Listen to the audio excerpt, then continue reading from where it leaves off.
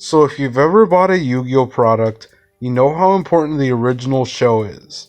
It's been so influential on Konami's branding to the point where it's taken up a large portion of Konami's time and effort in terms of focus.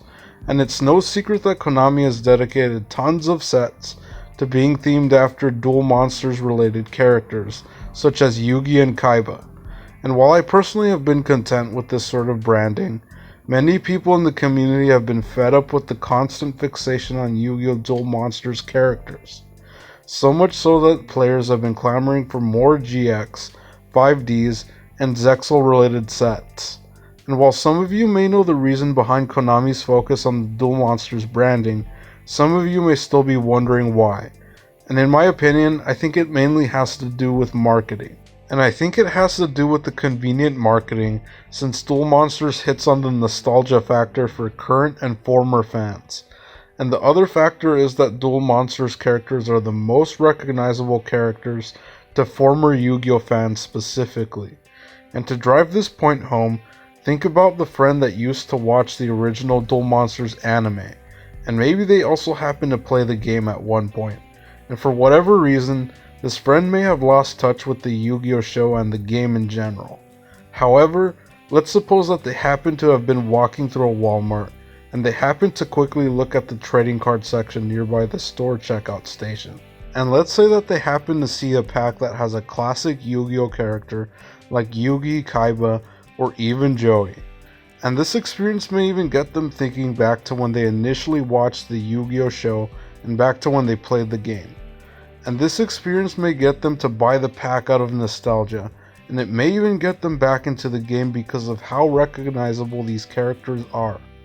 However, if the character on the pack was, let's say, a GX or 5Ds character, this former fan is much less likely to recognize the product, and they may not even bother looking back at the pack since it's just not recognizable as a consequence.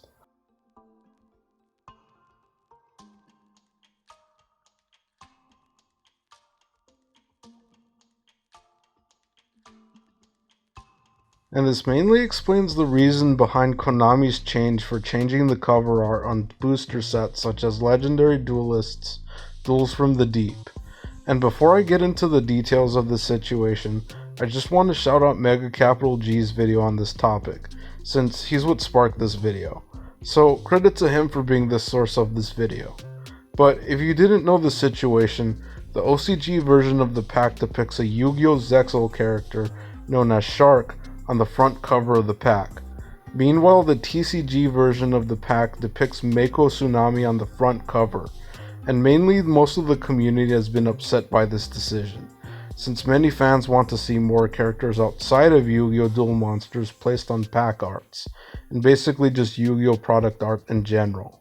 But as I said before, Duel Monster characters like Mako are more recognizable than characters like Shark, since characters like Mako were present in the first few episodes and seasons of Yu-Gi-Oh! Duel Monsters. And this is important to note, since these are the first few episodes that were responsible for creating most Yu-Gi-Oh! Fans. And these were the episodes that likely had the most impact on the first group of Yu-Gi-Oh! Fans in general. And these are the characters that were part of people's childhoods, which stuck with them over the years. Even though characters like Mako didn't see much screen time, they managed to stick in people's minds in general. No hard feelings about the harpoon incident, right? Get bent, you freaky fish guy. I am not a freaky fish guy.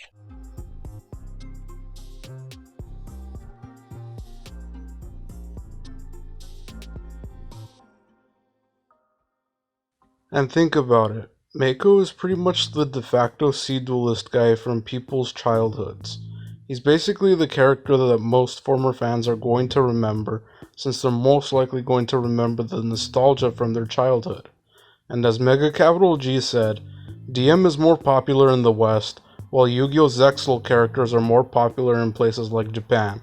So it makes sense why Konami would change the character on the front cover in order to market more effectively to their consumer base here in the West. Although many TCG players want to see more non-DM characters on packs, it makes more sense from a business perspective. And like I said before, think about the friend that used to be into Yu-Gi-Oh! They're far more likely to recognize Mako just on appearance alone, even though they might not remember his name. They may just recognize him as the guy that they used to watch from that one show when they were a kid. And that's the phenomena that Konami sees as a more successful business avenue for the Yu-Gi-Oh card game. And I can already think of several friends who were into Yu-Gi-Oh and would be the target demographic in this situation. But just as a side note, think about how many people stuck around and watched shows like Yu-Gi-Oh GX or 5Ds.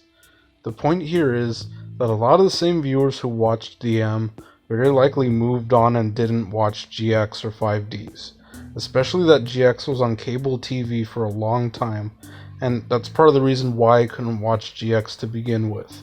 And it's part of the reason why I wasn't too familiar with it for a while. And there are even friends of mine who stopped watching DM after Season 2, so they're definitely not going to know who someone like Shark is. And that's part of the very reason why classic Yu-Gi-Oh characters make sense in terms of marketing purposes for Konami. So basically, Konami recognizes that they have to keep themselves relevant, and part of doing that involves making their brand more recognizable to the public. And part of that starts with appealing to former Yu-Gi-Oh fans who are now part of the general public. And it's Konami's best bet to appeal to new players by branding their products with their most popular characters from the original show. And ironically enough, it looks like characters like Kaiba really do bring in the money. But these have been my thoughts on this topic, and I do think it's an interesting point to ponder when thinking about Yu-Gi-Oh's future. And with that pretty much wraps it up for this video. If you would like to support more content like this, you can do so via donation on my Cash App.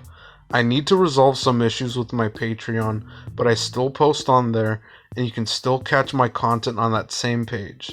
But for the meantime, you can help me out on Cash App by finding me at the Necromancer1040 Cash App tag.